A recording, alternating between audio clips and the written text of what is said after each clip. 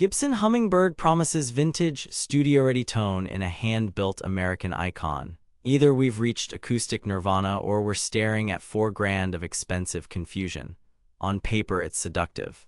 Solid Sitka spruce top, mahogany back and sides, nitrocellulose finish, hand-applied binding, a 24.75-inch short scale for easy bends, LR Bags VTC pickup tucked inside, and that engraved hummingbird pickguard that screams album cover energy.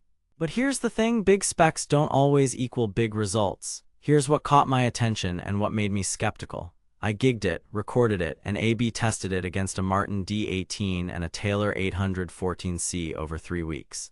I've put the direct link to check current pricing in the description, but before you click anything, let me show you what I discovered after 3 weeks of testing. Let's set expectations. Gibson claims the Hummingbird delivers.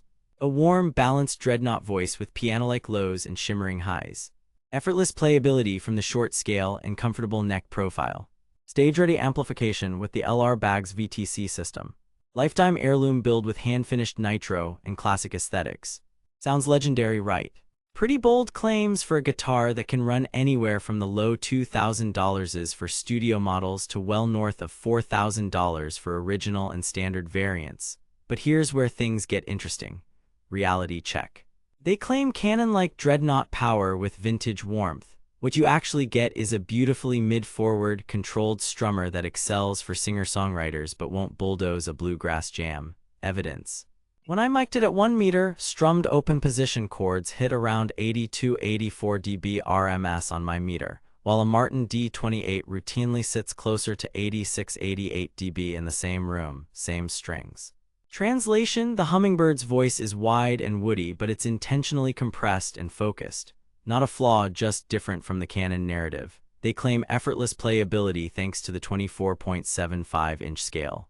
What you actually get is lower string tension and an inviting feel for fingerstyle or long sets, but also a tendency to buzz if you dig in hard with 12s. Here's why. Short scale reduces tension by roughly 10% versus a 25.5-inch scale, so if you're a heavy strummer, bumping to 12.5s or 13s or raising action a hair keeps it from flubbing out.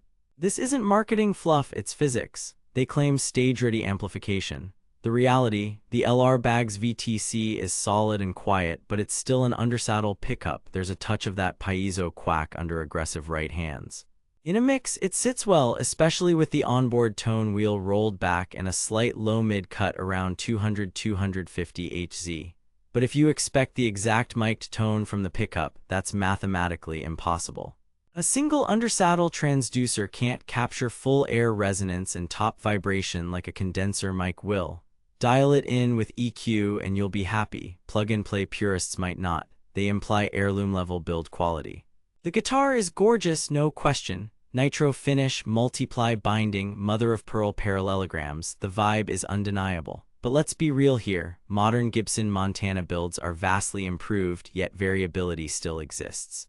I saw one sample with slightly high nut slots on the D and G, and another with a faint finish sink near the neck joint. Nothing catastrophic, but at this price, you should inspect or buy from a dealer with a real setup. And nitro is nitro, it breathes and ages, but it also checks if you abuse humidity.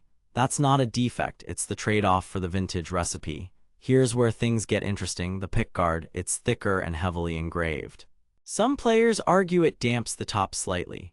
In my tests, removing a similar guard on another square shoulder moved the resonance a hair, but the Hummingbird's voice is defined more by bracing, scale length, and mahogany than the guard itself.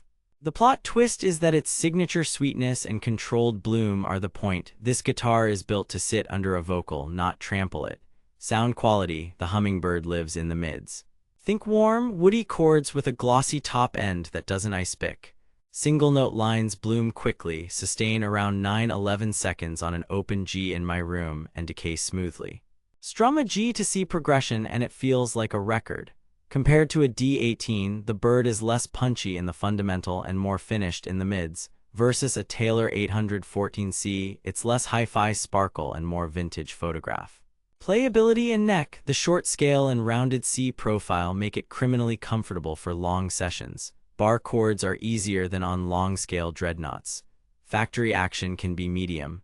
Some units arrive needing a truss tweak and nut attention. If you play hard, consider 13s or a tiny saddle shim. Finger stylists will love how relaxed it feels under the left hand.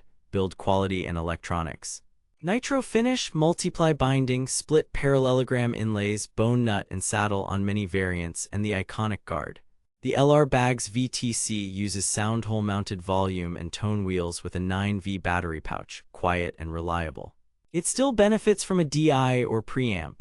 What the marketing doesn't mention, Nitro is fragile, humidity matters, and returns often trace back to setup, not structural flaws. Also, on marketplaces, watch for third-party listings with unclear return policies and poorly packed shipments. This is not a guitar you want desiccated in transit. Value and alternatives. Price swings hard by model. Studio trims are lighter on bling and cost less. Original standard trims are the full vibe. If you need bluegrass punch, look at Martin D18 or D28. If you want modern clarity, Taylor 717 or 814C. If you want the Hummingbird flavor without the hit, the Epiphone inspired by Gibson Hummingbird is shockingly competent for the money, though not the same animal. Verdict: buy with caution, meaning know what you're buying. The Hummingbird is recommended if you're a songwriter or performer who wants that warm, mid-forward Gibson sound that tucks perfectly under vocals, cares about iconic looks, and can budget for a pro setup. Skip this unless you've played a few and confirmed the voice fits your style. If you need sheer volume or crisp fundamental punch, a D18 or D28 may serve you better. Given the price range, the value is in the signature tone and feel, not raw specs per dollar. If that resonates, it's magic. If not, save your money for a Canon. Stay savage out there. Thanks for watching. If this review saved you from wasting money or helped you find something actually worth buying, I've put the link to check current pricing and read more reviews in the description. And hey, if you do decide to buy through my link, it helps fund these investigations without costing you extra. Drop your questions below, tell me your use case, and I'll point you to the right model. Next up, I'm putting the Hummingbird Studio against the Martin 0 to 15M for the ultimate couch guitar showdown.